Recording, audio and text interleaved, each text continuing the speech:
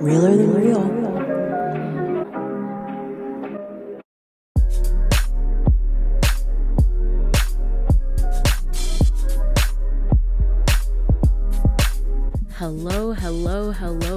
Hello, everyone out there in podcast land.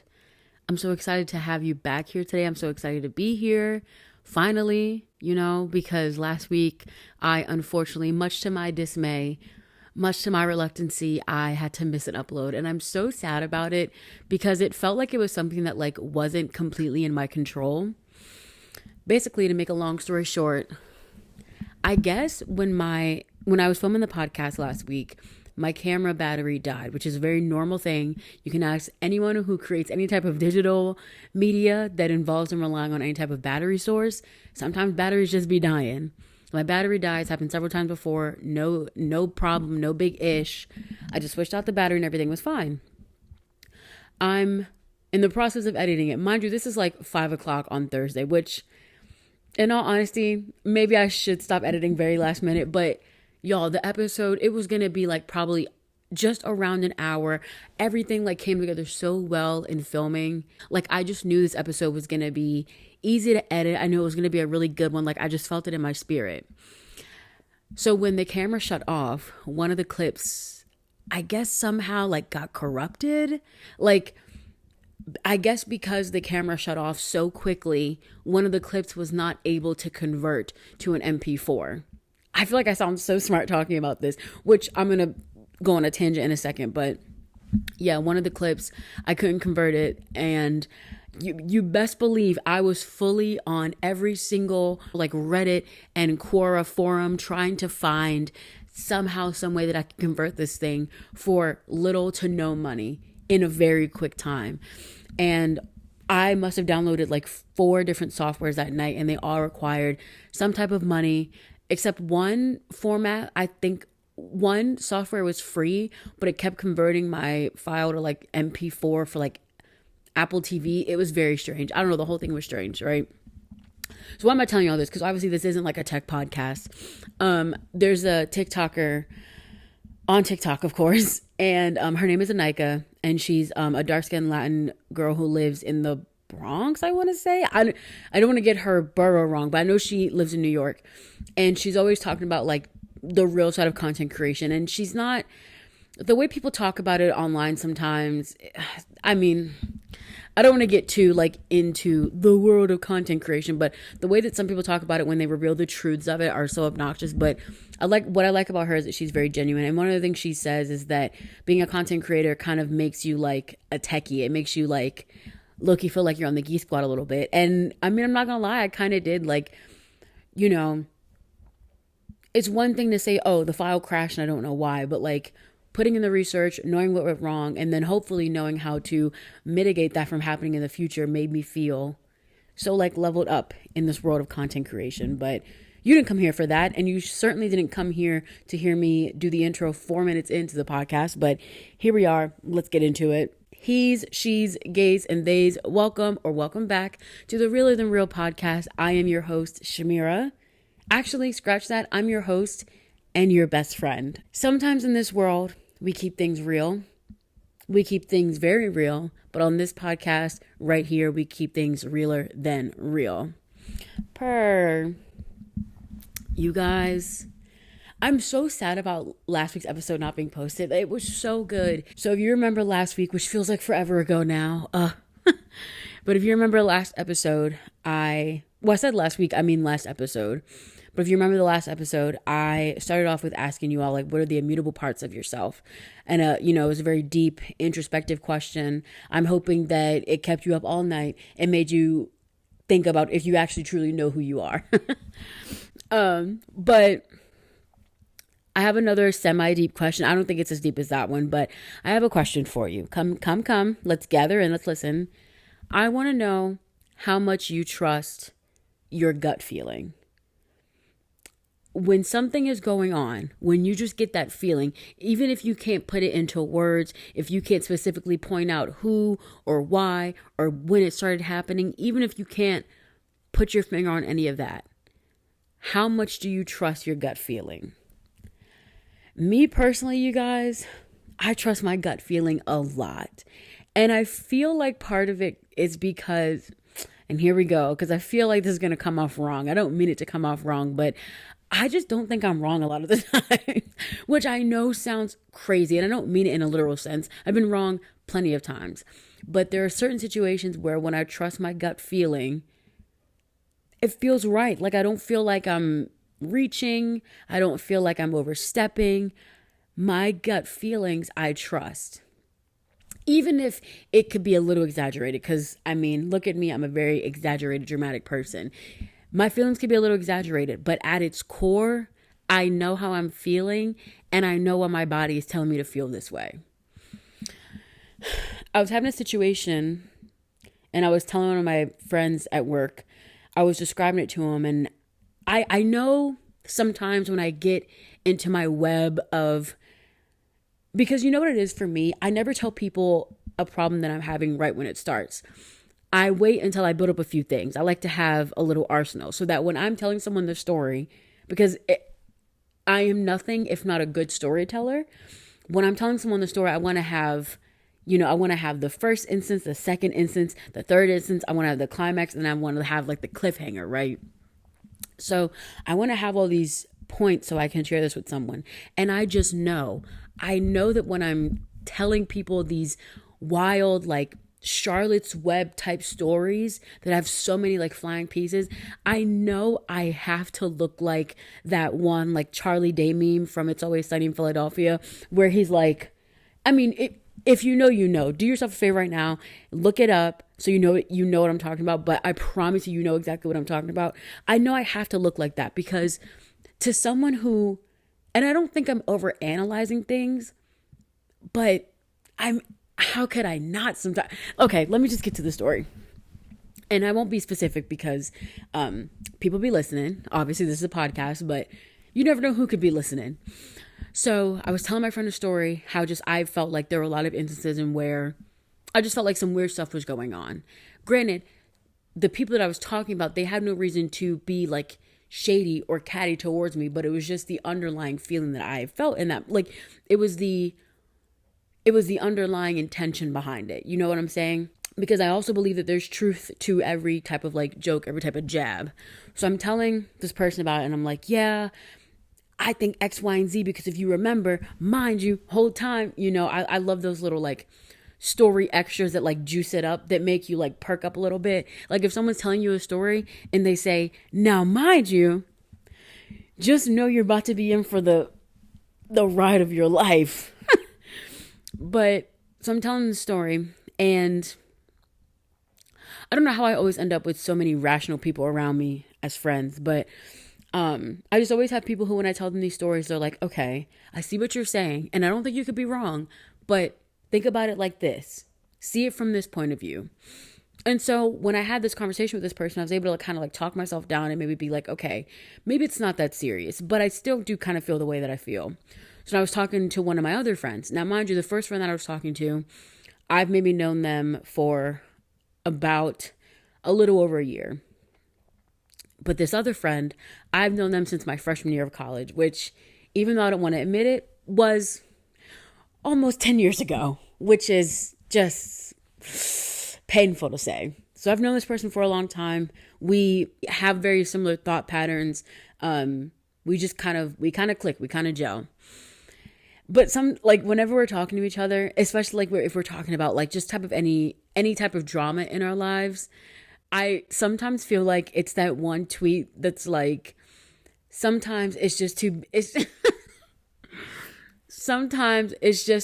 bitches sitting there telling each other exactly. But me and my friend are not dumb. We're very smart individuals, thank you. But sometimes it could give that to the untrained eye and the untrained ear.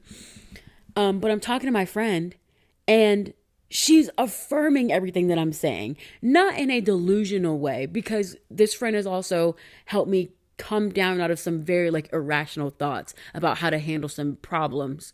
But I'm listening to this friend and I'm like, you're right. I should trust my feeling, because if it walks like a duck and quacks like a duck, I don't know. I don't know what I'm supposed to do sometimes in situations when people, and here's the thing, what it really comes down to is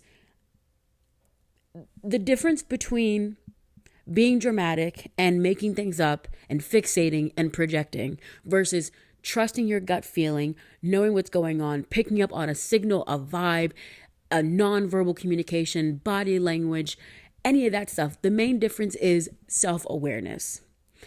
I feel like, and it's a very thin line, I guess depending on who you are, it can be a very thin line or it can be a very thick, cemented line. But the big difference is self-awareness. How much do you know yourself? Because that will ultimately tell you how much you should be able to trust yourself. I personally have a lot of self-awareness.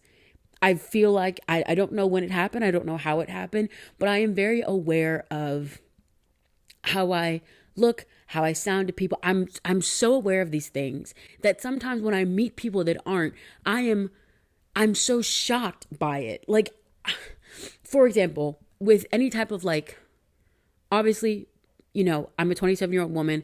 I work in workplaces that have people that are maybe 10, 11 years young. Well, yeah, because that wouldn't be too young now, would it? That wouldn't be too young to work if someone was 10 years younger than me, huh?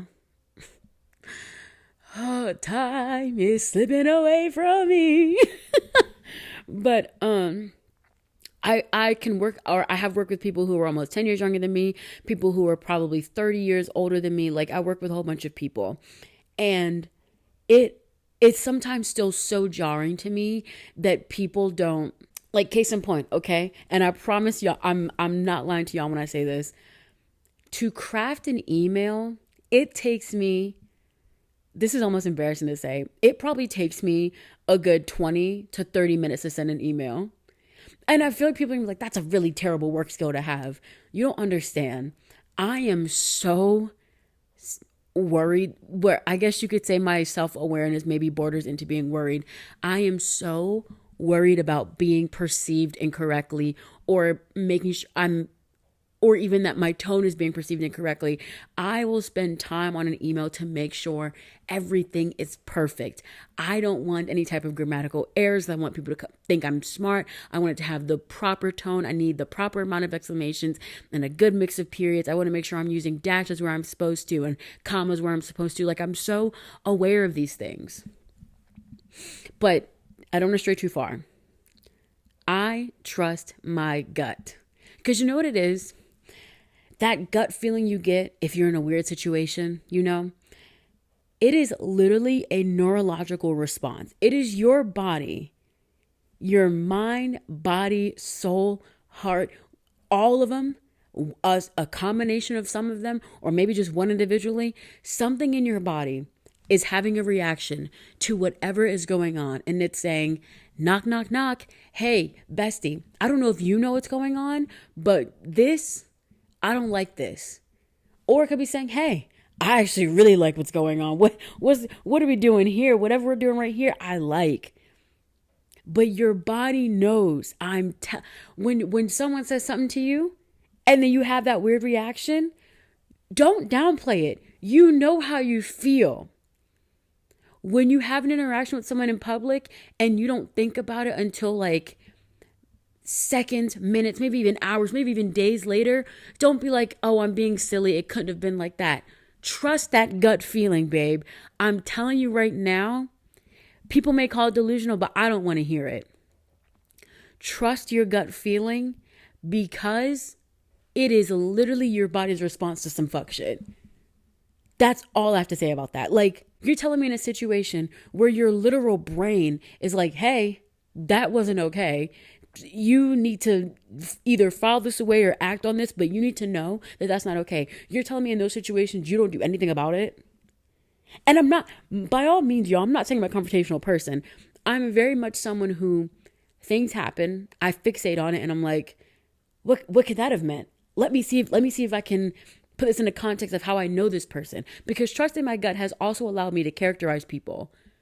I know people, babe. I'm clocking who you are. Even with, see, now I feel like this is when I feel like I look like Charlie Day. Just know this. I trust my gut. Because I trust my gut, in situations where I have to interact with the same people over and over again, or even not in situations. Sometimes I just meet somebody and I'm like, this might be our first time meeting, but I've met you before and I know what your deal is. I know I sound crazy. Bear with me. Like I was saying, I trust my gut. I know who people are. I forgot a third point, and I feel like a third point would have really driven that home. But just know this, y'all. I trust my gut, and you should too. Just saying. Methinks we're going to take our first break, and I'll be right back. Okay, we are back.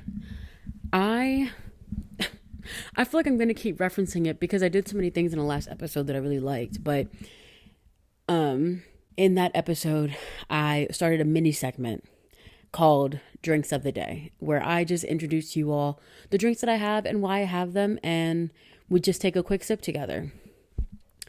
First drink of the day, which will probably be a forever returner, is my Big Pink Stanley Dupe cup. This bad boy will always be filled with water. I'm gonna tell you this right now. The people that fill their Stanleys or their big tumblers with this, how many ounces is this? This is 40 ounces. You do not need to drink 40 ounces of any type of soda, but particularly a dark soda. Are you serious? I'm all for letting people do what they want to do. Do what makes you happy. As long as you're not hurting anybody, then do what you want. But drinking 40 ounces of Diet Dr. Pepper, and don't get me started on the Diet Coke girlies. I tried to be like y'all for a little bit. I tried to get on the Diet Coke train. I liked it, but people were losing it over it. Anyway, in this will always be water, ranging from any temperature. Sometimes if I'm drinking for the taste and for the refreshingness of water, it's going to be cold. If I'm drinking because I need to get my water take up for the day, it's going to be a little bit on the warmer side. But Pink from Target, 40 ounces. I'll always keep my water in here. But today's guest star beverage is an iced chai latte. Now, I would like to note it is $9.55. And I'm drinking this purely for energy because if I didn't drink it, this would be a very different type of podcast. So quick sip of our specialty beverage. Delicious. And then quick sip of our water. Refreshing. It's good and cold today. You guys. So today is Thursday. Theoretically, that's when I'm posting this. Whenever I'm recording the podcast, I feel like I acknowledge more the day that I'm filming the podcast on and not enough of the day that it actually gets posted. So it's Thursday right now, right? I know the Super Bowl was on Sunday. I'm recording this on a Monday. I want to say that. So in my mind, I feel like the Super Bowl, at least the topic that I'm going to talk about, will still kind of be relevant. So let's get into it. First of all, I don't want to say this right now. I don't really care about football. I wasn't really watching the game. I did want the Chiefs to lose because I'm nothing if not a hater, but that did not happen. As much of a casual sports fan as I am, I could say it was a good game. I don't like games where it's a blowout, especially if it's like a championship game. Like I want 4 overtimes. No, I'm joking. But yeah, it was a cool little game. If you know me, you know why I was there. I want to know who's singing the 3 beginning songs. What are they sounding like? Of course, I'm always there for the halftime performance, and I'm there for the commercials. We had Andrea Day singing the Black National Anthem, Lift Every Voice. She sounded beautiful. She looked beautiful. The backup singers were gorgeous, so I love that for her. I knew she was going to kill it because, her song Rise Up literally still gives me chills sometimes when I hear it, so I knew that was going to eat. Post Malone singing America the Beautiful was very confusing to me. I miss when Post Malone used to rap, but I guess that's a time of the past. That is that's an era that got away, I guess. What I want to talk about, I should have put on my Beyonce shirt, but just know that whenever I wear this hoodie, that means my hair is not done under here, and I'm trying my best to conceal it. But, oh man. Beyonce, actually, you know what? Let me grab something. Hold on. So unfortunately, if you are only listening to the podcast, you will need to head over to YouTube to see this video version so you can see what I've grabbed. I'm going to describe it to you, but words can only do so much. Head on over to YouTube so you can see this clip. I have pulled out my cheap, I want to say this probably cost me $7 in Nashville, my cheap but effective pink cowgirl hat, because y'all, Beyonce said country music is back, babe. She said, I don't know about the rest of y'all, but giddy up on your horses because we're going back to country music, babe. So Beyonce is releasing her act 2 of what I believe is going to be a 3-part kind of like trilogy of music. This act 2 will be what it seems to be giving is basically an homage to her roots. Beyonce has always been very loud and proud that she is from Houston, Texas, baby. Like, she's a Houston girl through and through. And it's, I believe that this act 2 will just be an homage to, her time growing up in the South. Obviously, I feel like as a celebrity, she probably lives in LA now. But when Beyonce gives us glimpses into her life, we do get to hear about how much she appreciates what she grew up in. And it's always really nice. I feel like moments like that really humanize any type of celebrity. And Beyonce is someone who is very guarded, as she should be. But it's always nice when we get those moments that that make us connect to her, because she has this thing that is so tangible in all of us, just to be proud of where you come from because it is a part of your story. So Beyonce said, yeehaw. She had the Verizon commercial, which if you're as tapped in like I am, I already knew she was going to have a commercial because I don't know if, I'm assuming Verizon posted the clip. And so if you haven't seen the commercial, how would I describe this to you? She basically, I was going to say something really inappropriate. So Beyonce and Verizon kind of teased a bit of the music video here and there, where the guy that ended up being like the co-star of the commercial, I guess, there was a clip posted and the guy was like surrounded by a bunch of lemons and he was like, oh, she expects me to juice all these lemons. And then at the tail end of the commercial, Beyonce's My House starts playing. So everybody was like, oh, what does this mean? What does this mean? And then there was another version of the commercial where the guy was standing and like talking next to Renee, which is the fan giving name to the chrome horse that Beyonce like has popularized with her first Renaissance era of the 3-part series, right? So people already knew Beyonce and Verizon were about to do something. I feel like I'm semi in the beehive. I feel like I can't really say I'm in the beehive yet until I go see her live. I think other people can, but for me personally, I think it's about that time for me to do it. So I'm going to say I'm honorary beehive, right? Just like Kendrick Lamar said. Me and him locked in. But I feel like I'm honorary beehive. And with that being said, I get a lot of Beyonce content on Twitter and TikTok and stuff. And listening to like some like certified beehive people knew Act 2 was coming because in her pictures, well, one, Beyonce's look from the Renaissance era to what is now being known as, it's no name yet, but the country era, you started seeing more elements of like her Texas popping out. She started wearing bolo ties. She was wearing the hats and stuff. Like it was definitely just given like more Southern. She's doing this like almost bottle blonde thing, which here's what I'm going to say, right?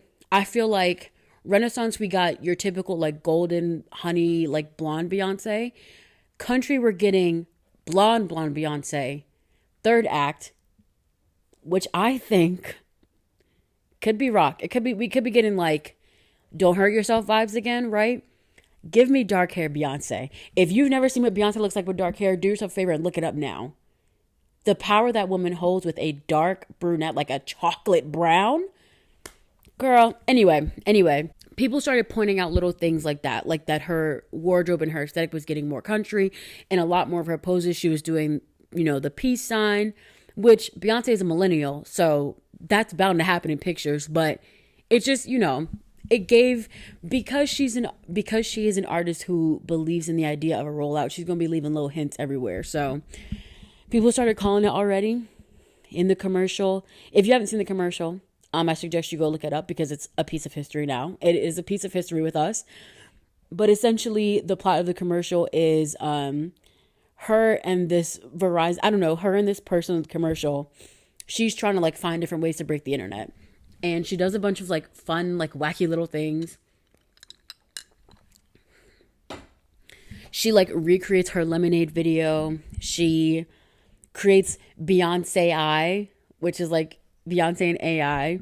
There was a part cut from the TV commercial where she like goes on stream, Beyonce, which I think is just so funny.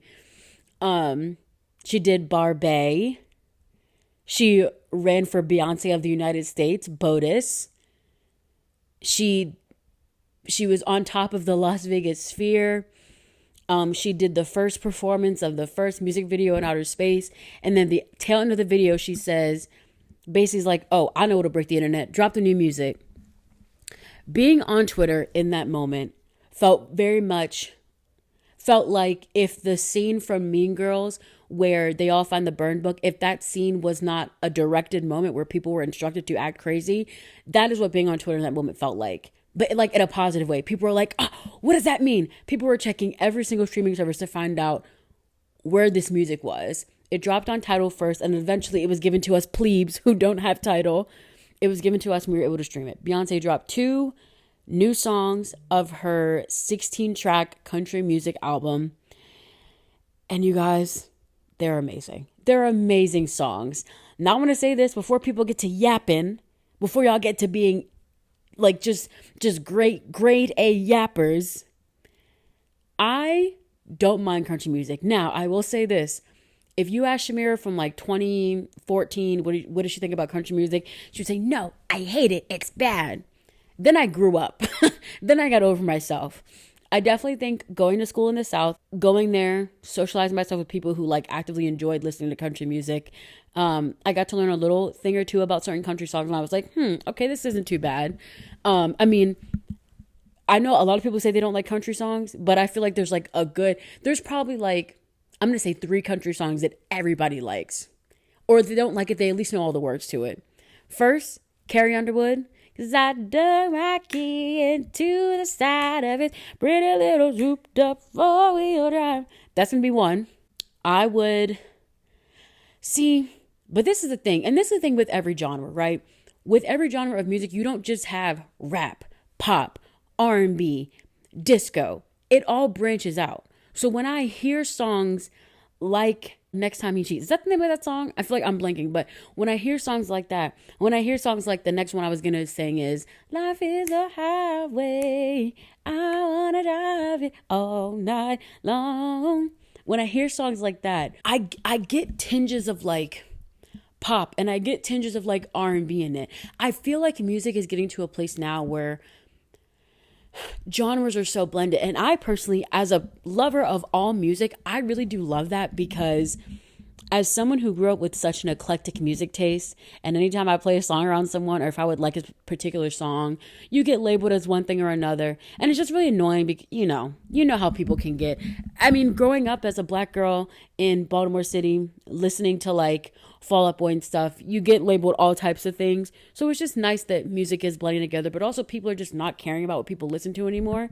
But I'm saying all this to say, I've gotten around to the idea of listening to country music. I actually have a playlist on Spotify called, I believe, country songs I actually like. Let's see what's on here. Okay, yeah. Before He Cheats, Home Alone Tonight by Luke Bryan, Man, I Feel Like a Woman. But see, now I feel like that is absolutely a pop song. Something about that gives more pop than country. Need You Now by Lady A. I have Landslide on here by the Chicks, but I feel like that gives like folklore almost. Jesus, take the wheel. I have good taste, you guys. All Summer Long by Kid Rock. Terrible person, but great song. I have He Could Be the One by Hannah Montana on here. I'm very unserious as a person.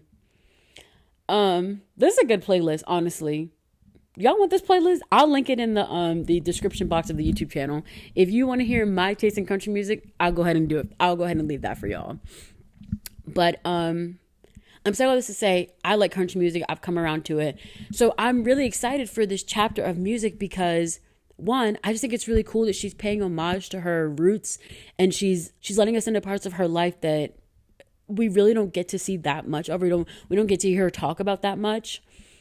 So I'm really excited. So the first song she released, Texas Hold'em, which has a fun like line dance kind of vibe to it. It's just like, it's very like, it's just very fun. I don't know the words yet, so bear with me. I don't know the words yet, but Texas Hold'em to me has the feeling of when you become very conscious of when you're having a good time and you're like, wow, this is what it's really all about. This sounds so fake deep, but I know y'all know what I'm talking about. Like if you're just out with your friends, maybe you guys are like out at the bar and you have a moment where you're like, this is a moment that I'm going to like look back on very fondly. To me, that's what Texas Hold'em feels like.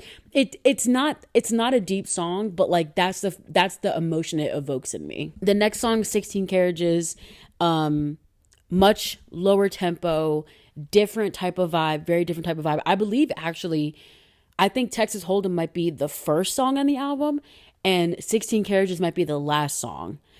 So that'll be very interesting to see how that sets the tone for the rest of the album. I could be wrong, but I'm pretty sure that is the way it's going. 16 Carriages is a much sadder song. It's a lot more vulnerable. The song is, and this is what I mean when I say I'm looking forward to this project, because I think it'll give us a kind like more of a look into how we know Beyonce as the star, right? Like people literally use Beyonce as a way to describe if someone's good at something. I'm the Beyonce of this. I'm the Beyonce of that. I'm the Beyonce of the friend group. You know what I'm saying? Like people use Beyonce as a quantity or a measure of someone's talent in something, right? But I feel like 16 Carriages kind of lets us know the Beyonce before she was a star. I wish we could just like play it together. I wish I could just play it for you guys and we could just like have a moment and just kind of vibe. Unfortunately, I don't want to get copyright stricken, so we're not going to do that.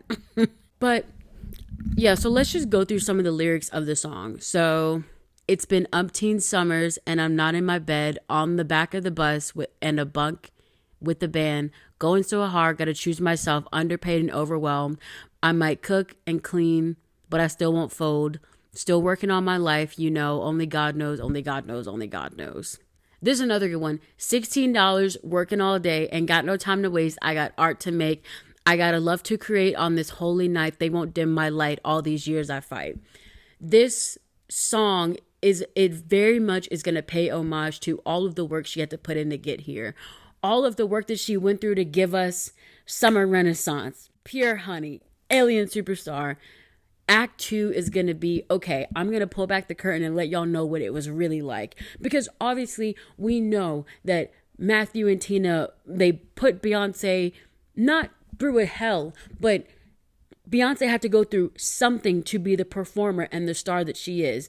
The way that her mind thinks when she's creating these performances, the way that she operates, she did not go through that from having a lackadaisical childhood. So this second act will allow us to look into what she really went through and what all of that meant to her. And so I'm so excited for that. I said in the first episode, and I will say it again, I love narrative albums. I love things that make me feel connected to the artist. In the episode that got away, that was about the Grammys, and I talked about, obviously Jay-Z getting up on the Grammy stage, accepting like one of the Lifetime Awards that they were giving away that night, and how he had critiqued the Academy for giving Beyonce basically every other award they could give her except for Album of the Year. Album of the Year. And I was talking about how some of the criticisms I saw online were like, oh, Jay-Z's so ungrateful, and it's just like rich people to complain about something that doesn't mean anything to anyone when, real people are going through things. And I'm not saying I disagree, right? Yes, Beyonce, a millionaire, probably a billionaire, not getting a Grammy is not something I can relate to. However, what I can identify with and what I have direct empathy for is that Beyonce is a Black woman who has always gone above and beyond her peers around her within the music realm. She always goes above and beyond to put out good, solid music, good, solid albums, good, solid videos, good, solid projects. She has always gone above and beyond, but she is always getting overlooked. This woman works twice, 3 times as hard to somehow, at least in the Grammys' eyes, in the Academy's eyes, still fall short. And that is something as a Black woman that I can identify with. And so when I'm listening to 16 Characters and I'm listening to Texas Hold'em, I feel like this is one of those albums where even though I'm not the biggest country music, I'm not a huge country music fan, I feel like her, maybe, and again, I don't know, this is just what I'm speculating, her doing this album, her connecting to her roots, her pulling back the curtain and being like, hold on, to the people who have not allowed me to be humanized in your eyes, I want to take this time to explain my story to you all. I feel like this will be that connector that people are looking for, and I'm so excited for it. Something else about, so while all the good feelings, all the good vibes have been coming out about Beyonce's Act 2 rollout, of course, there were some criticisms. A lot of people felt like Beyonce stole the show from Usher. Which, here's what I will say, right? The Super Bowl is known for three things. I'm going to put them in order. Football, commercials, halftime performance. Actually, I might be lying. It might actually be like football, halftime performance, commercials. But Super Bowl commercials are a thing. Like, that is a thing. It's not just like, it's different from like Grammy commercials, which I don't think are a thing. I do think there are certain commercial slots that like companies pay more time for. Like, you're not going to spend $1 billion on a commercial during like the Thursday night lineup on CBS. But yeah, you're probably going to spend a little extra money to show a commercial on like Grammy night on CBS or like the Super Bowl. So I find it kind of ridiculous to say that Beyonce like stole the light when she did what anybody else did for the Super Bowl. Like, they literally, she paid for ad space. That's all she did. It is not her fault that she's Beyonce. Like, I don't know what y'all want. I don't know what y'all want to happen. Also, that performance, so the halftime performance happened. We went to commercial. There's a little bit of football played, and then the Beyonce commercial aired. So there was a good chunk of time in between that. It wasn't like she shut off. Like, I don't know. I just think it's kind of like ridiculous to say she stole the spotlight. Like, I feel like Usher so definitely got his flowers. I haven't seen any more or less discourse about the halftime show because of what Beyonce did. Like, I don't know. This idea, this narrative that she would do that. I don't know. And I'm not trying to speak on it as like, she wouldn't do that. She's not that kind of person. I'm not saying it like that, but I'm saying like, I don't know. Michael Cera also had a commercial. Did he steal the spotlight? Like, I don't know. I think it's kind of a reach. I'm not going to say I don't understand what people are saying, but ultimately at the end of the day, first of all, no matter when her commercial aired, it would have taken away spotlight. It's Beyonce. She's releasing her next act in her music trilogy series after she just had a successful album, a successful tour. Like, that commercial could have played, that commercial honestly could have played at 9 a.m. on CBS and it still would have been getting talked about. It's literally Beyonce. So it doesn't matter when she released it, it would have been talked about. If she released it at 12:01, it still would have been talked about either way. So I don't truly understand this idea that people think she stole the spotlight. I saw that Azealia Banks was actually saying some things about Beyonce, which I haven't got a chance to read yet, so I'm going to read them live for you here on air. She says, "You're setting yourself up to be ridiculed again. There's a theatrical element to country music. Them critics are not just going to accept an ugly blonde wig. Yes, Black girls can make country music, but you're just really not hitting the button." Azealia Banks is one of the most controversial celebrities of our time. It might be like her. Who's also controversial? I would say Kanye West, but he borders on problematic. So I think my problem with Azalea's tweet, other than talking about her wig, because how dare you?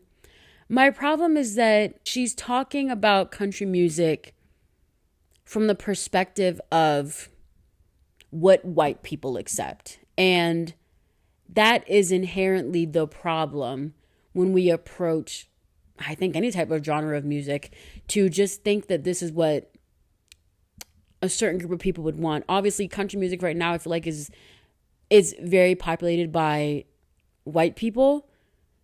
I mean, country music at its roots, country music originated from black people. And so that's just a really like wild thing to say. It has the tone of like, they're not gonna let us in type of vibes. But the thing is that Beyonce has already graced the AMC stage. She's done that. She has deep ties in the country music community. Oh, Azealia Banks. Why?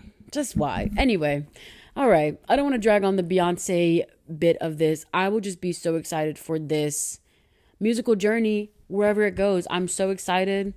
Y'all see I got the hat. I love this hat too, by the way. I might leave it on for the rest of the episode, honestly. Let's go ahead and take a quick break, and then we're going to wrap up this episode. I think this will be a short episode, you guys. I feel like my last two have been over an hour. I think this will be, my guess is an hour and 10 minutes. I bet money on it. No, I don't. I'm not a gambler. Anyway, let's take a break. We're back. I think it's so funny because, like, of how far my camera is and how small my camera screen is. I can only just barely see myself. And so I know I have the hat on, but I feel like when I go to edit it and I realize that, oh, maybe it's crooked or maybe it's like up too high, I'm going to be like, Shamira, you should have just took it off. But I've just put recently in all of my social media bios that I am a serial bit committer. I am committed to the bit at all times from now on. That's the only way I'll make it through, you guys. So if it looks stupid, I'm sorry. I'm having so much fun with this hat on. Like, this is the way I want to live my life. Just wearing a silly, goofy hat all the time. Anyway, you guys. So for the last topic, and I kind of started it in the beginning, indirectly. I didn't actually mean to talk about that in the beginning with the content creation thing, but I kind of just want to talk about my content creation career thus far and how I've gotten to where I've gotten, how I feel about it, and just things of that nature. This came up, this idea to talk about this segment came up because I made a video on TikTok about how when I'm scrolling, I am actively like seeking out and engaging with small creators, small pages that like, you know, maybe are getting less than 300 views and like, you know, their likes are in the double digits or like the low hundreds and maybe they have no comments. I want to interact more with those people because obviously, I mean, like, I know what it's like. Obviously, I'm not the most like popular on TikTok. So obviously I recognize, I see them. I know the effort it takes to put into a video. And I know how it feels when you feel like you make this great video that looks just like this other video you saw that had 1 million views and 100, you know, hundreds of thousands of likes. I know how it feels when you make a video that basically looks just like that and it gets 20 likes and maybe 1 comment. I understand that. So I made a video saying that I wanted to start supporting those people and how I'd been supporting those people because especially on TikTok, you know, if you're not on the app, that app is such a weird anomaly of things. But the consensus right now on TikTok is that everyone is sick of big creators, you know, these big unrelatable creators that, you know, they're so out of touch and they don't know what it's like in the real world. And, you know, everything they do is so curated and it's unrelatable and it makes you feel bad about your life. You have people complaining about those people. But then I'm on my For You page, on the curated algorithmic feed that the TikTok app is feeding me, I'm seeing these smaller creators and I'm like, if everyone is saying they're tired of big creators, but I'm not seeing these small creators get any more popular, and I'm only seeing these big creators get more and more popular, there's something going on here. So I made the video just for like funsies, and it actually did really well, which sometimes surprises me. That's another part of TikTok, is it's so funny because like I will do a video where like I'll record an entire Amazon haul. Not anymore because we're still going no spend strong during February. But back in the day when I used to spend money like a maniac, you know, I'd record an entire Amazon haul. I record like my entire work day and I post it, and you know, it's, you know, maybe it gets like 50 likes, whatever, that's fine. Then I make like a silly little talking video and it does really well. And I'm like, oh, okay. But this video, more than anything, just got a bunch of comments of people being like, I want to do the same thing, and you open my eyes, and I want to support you now, and all these things. It was so like positively overwhelming to feel that sense of community. And for small creators like myself, that sense of community is so reassuring. I don't know how many content creators I have listening to this podcast, but and I'm saying this to you as someone who is in the same position as you. I'm not saying this as someone who like, has more numbers or anything like that. But finding that sense of community on social media is, in my mind right now, and for a long time, I hope this will be my mindset, creating community is so much more important to me than getting numbers. Because I'm going to tell you this right now, right? And I'm not ungrateful for any of this on my YouTube channel because it in a way has allowed me to create a different type of community. But on my YouTube channel, I've done a lot of different types of videos. But if you go on there and you like, I don't know, like filter or you like rearrange by most viewed, my most viewed videos are going to be reactions that I've done to like different artists and stuff. Like on my YouTube channel, I have a series called Look at the Material. It's an original series. In which I select an artist and I just watch performances, like live performances from them, and we just talk about them. Notably, some of my bigger ones have been NSYNC has been like a consistent like one that's brought in a lot of views. The Silk Sonic ones are still getting so many views to this day. Like when I was looking at my stats for January, YouTube does like a monthly recap thing, and my most viewed videos in January were not any of the ones I posted in January, but it's these Silk Sonic videos that I posted when Silk Sonic was making stuff. And it's like, in a way, when I made my first Silk Sonic video and it did really, really well, I was like, oh, I'm going to keep doing this because it's getting me the numbers and it's getting me the engagement I want. And there are some people that I felt like I connected with because of those videos, but a lot of people found my video just from like suggested, and they're like, oh, do another Silk Sonic thing, do another NSYNC thing. And while my love for Silk Sonic and while my love for NSYNC are very core to who I am, I do so much more, right? And in that sense, when people know you for only one thing, how do I put this? I'm trying to figure out how to connect all this back together. But what I'm saying is that, when I saw the views go up from these videos that I was doing, because I'm doing, I'm reacting to people that are, well-liked, beloved and whatnot, I was chasing those videos instead of focusing on building my community on YouTube. And again, not to say that those videos are not a community in and of themselves, but now I find myself in a situation where my YouTube channel, I think I have like 1,400 subscribers, which is a big number. Like once you hit 1,000 subscribers on YouTube, you're monetized. But even though I have 14,000 subscribers, a lot of those people are just waiting for me to post another musical reaction thing. And I got to be honest, I don't know if that is reacting to music is who I am at my core. I watch live performances all the time. I'm, like I said in the Immutable Parts of You episode, I love listening to music, and I love listening to it as if it's the first time I've ever heard it. That is an innate thing to me. But I want to build a different type of community on my channel, and it's hard because I put myself in a box of chasing numbers instead of chasing community. So that's my anecdote, right? And why am I saying this? I'm saying this because if I had taken the time to build the community, I'd have more consistent views. Because now, here I am with 14,000 subscribers, and my videos maybe get 30 views sometimes. And this is me being completely transparent, even though if you go to my channel, you can see it, and that's about as transparent as they can get. But like, I'm saying this, one, to tell you to go. No, I'm joking. But if you feel so obliged to, subscribe to my YouTube channel. Just search Shamira James. You'll be able to find me. Love you. But I'm saying that to say that it's sometimes it's so hard, especially when, you want that end all be all. You want to feel successful. You want to feel like all the work you're putting in is going to give you something that you see other people have.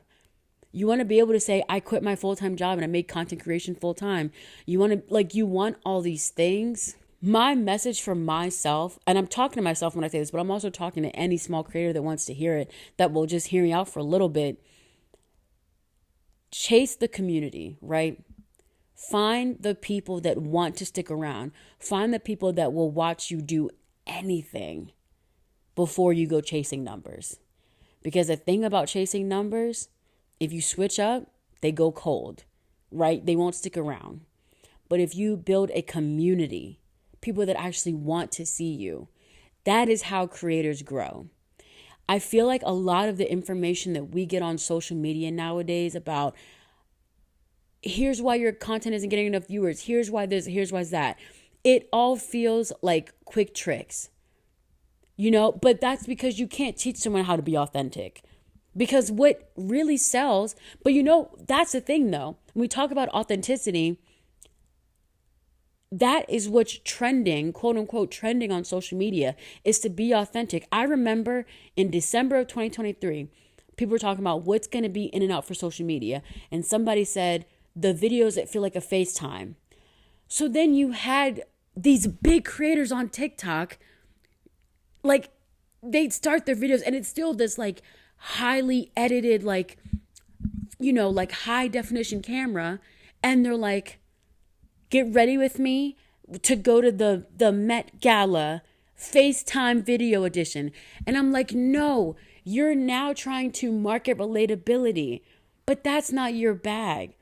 Relatability is trending because that's who you are as a person. Yeah, somebody who works in like digital marketing, who also makes money on TikTok, they can tell you how to grow your account fast because that's what they do for a living. But nobody can tell you that just by being yourself, being authentic to who you are, and letting your passion show through the screen, nobody can teach you that if you do that, the community will come. I done got myself worked up. Oh, I was eating just... It's the power of the hat, y'all. It's the power of the hat. But they can't teach you that. I had this realization the other day on TikTok where I just fell down a rabbit hole. I was going through the people I was following, and I was unfollowing some people. And I remember I followed this woman because she was like, oh, I would teach you how to grow your TikTok account. And she never said overnight. She never said any of those like buzzwords that you should watch out for. But I was like going through her page again, and I'm like, you're talking about all these things, but that's not what's worked for me. Now, I will admit some of the things that they tell you on TikTok to grow your account have worked for me. I'm not going to lie. But there are certain things that just like, I'm just like, I do so much better when I'm just being myself. When it's not this highly curated thing. And while I do believe that all content is curated because it is, like that's the fact of the matter, content is curated, I don't think anybody can make content. Because I just don't think that's an innate part in everybody. Like, for example, my boyfriend, I was just joking about this weekend with him. He's just not someone who would ever do this, sit in front of a camera and talk to the camera as if they're having a conversation, as if he's having a conversation with people. That's just not innate in him. Not everyone can do it. But if you want to do it, I'm telling you right now, be your authentic self, be true, and show your audience, whoever you want to be your intended audience, let it show through how you are passionate about your work. Let it show through who you are.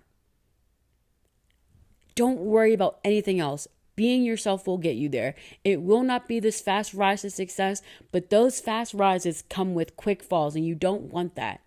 I'm telling y'all this, to any creator out there. I'm telling y'all this as much as I'm telling myself this. We will succeed as creators because we are being authentically ourselves. These people who get on here and they're this curated version of themselves, or they're not that authentic person, or they've done the work in a way where their success almost felt like overnight. That won't last. Y'all, I get really passionate about this because I personally believe I'm going to see the fruits of my labor. Because I know I'm not sitting up here in this pink cowgirl hat for nothing. This is, to quote Demi Lovato and Joe Jonas, this is real, this is me. I'm exactly where I'm supposed to be now. Gonna let the light, your turn, shine on me. We ate. I know we ate. This is who I am. And this is what's going, like, this is the product. I am the visual, baby. I'm just rambling now. And my battery's going to die and I don't want the same thing to happen. So we're going to clip this. What did we learn today? Ye to the motherfucking haw. That's first. Trust your gut and be yourself. Bye. Realer than real.